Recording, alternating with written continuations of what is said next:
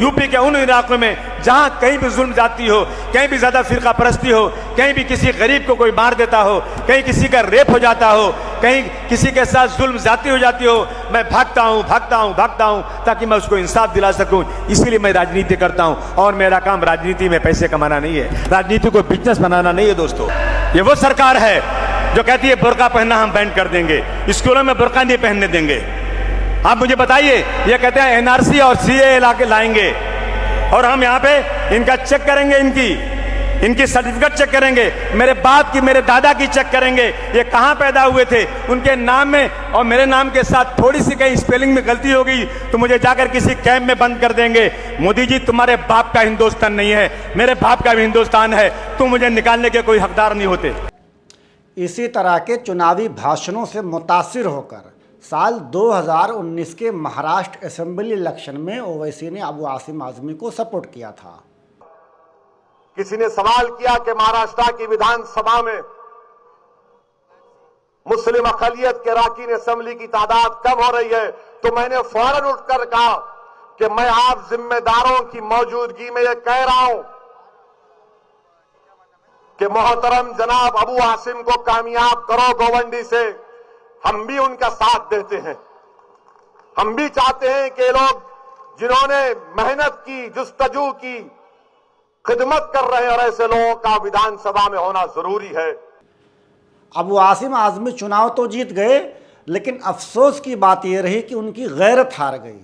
चुनाव जीतते ही उन्होंने एमआईएम के सिटिंग एमएलए मुफ्ती इस्माइल पर रिमार्क कसे, लेकिन एमआईएम ने कोई रद्द-ए-अमल नहीं दिखाया, जिसको शायद अबू आसिम आजमी ने ओवैसी की बुज़दिली समझ ली।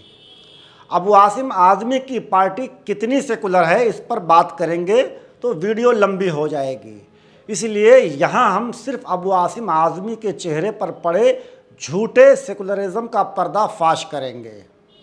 फ़िलहाल चैनल को सब्सक्राइब, फेसबुक पेज को फॉलो करने के साथ साथ वीडियो को शेयर करना हरगिज़ ना भूलें।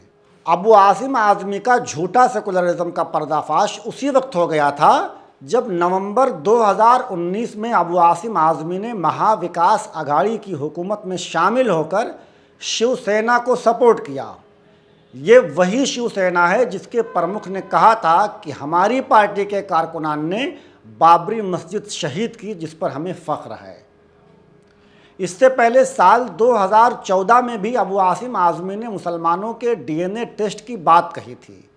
उन्होंने अपने एक बयान में कहा था कि जो मुसलमान समाजवादी पार्टी को वोट ना करे और उसके ख़िलाफ़ बोलता हो वो मुसलमान नहीं, उसका डीएनए टेस्ट होना चाहिए। इस बात की जांच होनी चाहिए कि वो आरएसएस का हामी तो नहीं है।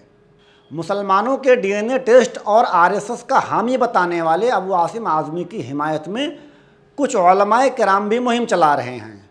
जमहूरियत है, किसी को भी किसी की हिमायत या मुखालफत का आईनी हक़ है, लेकिन जब आप किसी की हिमायत करते हैं तो फ़ी ज़माने ही दो चीज़ें काफ़ी अहम होती हैं। अव्वल, जिस उम्मीदवार की आप हिमायत कर रहे हैं उससे मिल्लत को कितना फ़ायदा पहुंचने वाला है। दूसरी बात यह होती है कि इस हिमायत से आपको ज़ाती एतबार से क्या फ़ायदा मिलेगा। फ़िलहाल अबू आसिम आजमी की हिमायत में मुझे कोई मिल्ली मफाद तो नहीं दिखाई देता। अलबत्ता मुमकिन है कि हिमायत करने वालों का अपना कोई ज़ाती मफाद अबू आसिम आजमी से वाबस्ता हो। शायद यही वजह रही होगी कि नामूसे रिसालत की लड़ाई लड़ने वाली एमआईएम उनकी तरजीहात में शामिल नहीं हो सकी। अब वो कौन सी मफाद परस्ती है जो नामूसे रिसालत पर भी भारी पड़ गई, इसका फ़ैसला मैं आप पर छोड़ता हूँ। 15-20 साल से जिस शख्सियत को मैं जानता हूँ उसका नाम है अबू आसिम आजमी, जो मोहताज तारुफ नहीं। उन्होंने आपके हलके में गोवंडी में उनका काम नुमाया है और काम की बुनियाद पर मैं किसी का सपोर्ट कर रहा हूं, पार्टी की बुनियाद पर नहीं, काम की बुनियाद पर।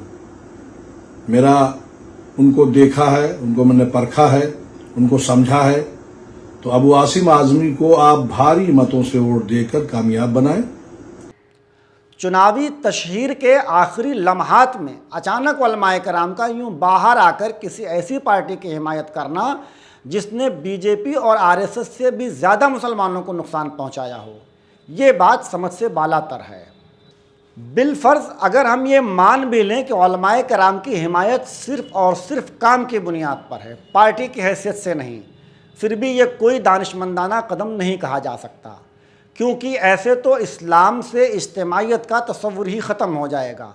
हर शख्स अपनी ज़ाती पसंद के एतबार से हिमायत या मुखालफत के चक्कर में इंतशार का सबब बन जाएगा।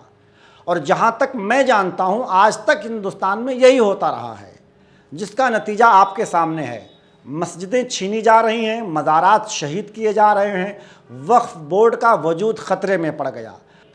लेकिन जिन नामनहाद सेकुलर पार्टियों की हिमायत का आप दम भरते हैं, उनमें से किसी एक भी पार्टी ने आज तक ऑन रोड आपकी हिमायत नहीं की। अब अगर इसके बाद भी आप इनफरादी सियासत के हामी हैं तो क्या किया जा सकता है। फ़िलहाल जिस तरह से ओवैसी और अबू आसिम आज़मी में रस्साकशी चल रही है, मेरे समझ से इससे मुस्लिम वोटरों के साथ साथ इंसाफ पसंद गैर मुस्लिम वोटरों में भी कन्फ्यूज़न पैदा हो सकता है। और शायद यही कन्फ्यूज़न महाराष्ट्र इलेक्शन में मुसलमानों का सबसे बड़ा खसारा भी साबित हो। आज की इस वीडियो में बस इतना ही। फ़िलहाल आपके मन में क्या चल रहा है हमें कमेंट करके ज़रूर बताएं। शुक्रिया।